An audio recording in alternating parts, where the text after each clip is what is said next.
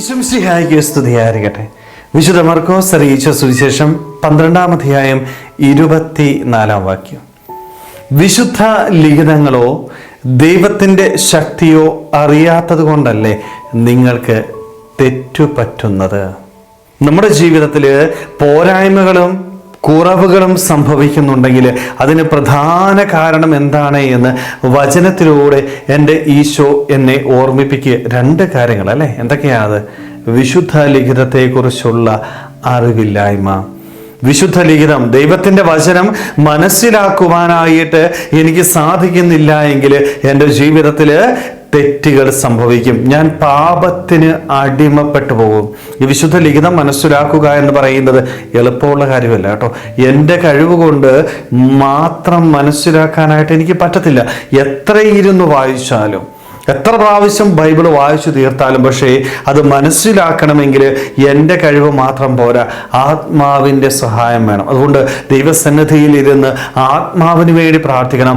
പരിശുദ്ധാത്മാവിൻ്റെ അഭിഷേകം നമ്മുടെ ജീവിതത്തിൽ ലഭിച്ചാൽ മാത്രമേ വിശുദ്ധ ഗ്രന്ഥം കൃത്യമായിട്ട് മനസ്സിലാക്കുവാനായിട്ട് എനിക്ക് സാധിക്കും. എന്നാൽ മാത്രമേ എൻ്റെ ജീവിതം നന്മയിൽ ശരിയിൽ മുന്നോട്ട് പോകത്തുള്ളൂ. ഇല്ല എങ്കിൽ എൻ്റെ ജീവിതത്തിൽ എനിക്ക് എന്ത് സംഭവിക്കും?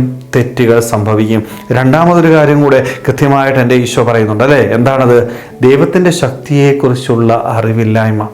എൻ്റെ ദൈവം എൻ്റെ കൂടെയുണ്ട് എന്ന് വിശ്വസിക്കുന്നവൻ ഒരിക്കലും പാപത്തിൻ്റെ വഴിയിലൂടെ, തെറ്റിൻ്റെ വഴിയിലൂടെ കടന്നു പോകത്തില്ല. മറിച്ച് ദൈവം കൂടെ ഇല്ലാതെ വരുമ്പോഴാണ് നമ്മുടെ ജീവിതത്തിൽ ഈ കുറവുകളും ഈ പോരായ്മകളും സംഭവിക്കുന്നത് അല്ലേ. പിശാച് എപ്പോഴാണ് എൻ്റെ ജീവിതത്തിലേക്ക് കടന്നു വരുന്നത്? ദൈവം ഉള്ളപ്പോഴാണോ? ദൈവമുള്ളപ്പോൾ ഒരിക്കലും ഒരു പിശാചിനും എൻ്റെ ജീവിതത്തിൽ കടന്നു വരാൻ പറ്റത്തില്ല.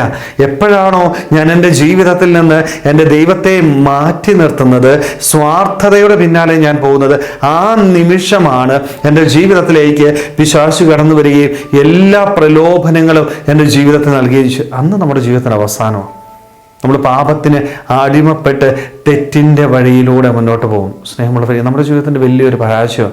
ദൈവം കൂടെയുണ്ട്, അവൻ ശക്തനാണ്, അവൻ എൻ്റെ ജീവിതത്തിലെ എല്ലാ പ്രശ്നങ്ങൾക്കുമുള്ള ഉത്തരം കണ്ടെത്തും എന്ന് തിരിച്ചറിയുവാനായിട്ട് നമുക്ക് സാധിച്ചാൽ എൻ്റെ ജീവിതം പിന്നീട് ഒരിക്കലും പാപത്തിന് അടിമപ്പെട്ടു പോകത്തില്ല. ഇല്ല എങ്കിൽ അറിയാതെ ഈ പ്രലോഭനങ്ങൾക്ക് അടിമപ്പെട്ട് ജീവിക്കുന്ന വ്യക്തികളായിട്ട് നമ്മൾ മാറും. സ്നേഹമുള്ളവരെ, നമ്മളൊക്കെ ഒന്ന് ആത്മശോധന ചെയ്യണം. നമ്മുടെ ജീവിതം എപ്രകാരമാണ് മുന്നോട്ട് പോകുന്നത്? തെറ്റിലൂടെ, പാപത്തിലൂടെ മുന്നോട്ട് പോകുന്ന ഒരു ജീവിതമാണോ ഞാൻ? അങ്ങനെയാണെങ്കിൽ അതിൻ്റെ കാരണം ഇതാണ് എന്ന് മനസ്സിലാക്കുവാനായിട്ട്, വിശുദ്ധ ഗ്രന്ഥം വായിക്കുവാനായിട്ട്, ആത്മാവിൻ്റെ സഹായത്തോടുകൂടി വിശുദ്ധ ഗ്രന്ഥം മനസ്സിലാക്കി അവൻ്റെ വചനമനുസരിച്ച് ജീവിക്കുവാനായിട്ട്, അതേപോലെ തന്നെ എൻ്റെ കൂടെ എൻ്റെ ദൈവമുണ്ട് എന്നുള്ള ബോധ്യത്തിൽ അവൻ്റെ കരം പിടിച്ചുകൊണ്ട് ജീവിതത്തിലെ എല്ലാ പ്രതിസന്ധികളെയും എല്ലാ പ്രശ്നങ്ങളെയും തരണം ചെയ്യുവാനായിട്ട്, അങ്ങനെ വിശുദ്ധമായ ജീവിതം നയിച്ചുകൊണ്ട് സ്വർഗരാജ്യം നേടിയെടുക്കുവാനായിട്ട്, നന്മയുടെ ഒരു ജീവിതം നയിക്കുവാനായിട്ട് നമുക്ക് ഓരോരുത്തർക്കും ആത്മാർത്ഥമായിട്ട് ആഗ്രഹിക്കാൻ ശ്രമിക്കാം. ദൈവം നമ്മളെല്ലാവരെയും സമൃദ്ധമായിട്ട് അനുഗ്രഹിക്കട്ടെ. ആമേൻ.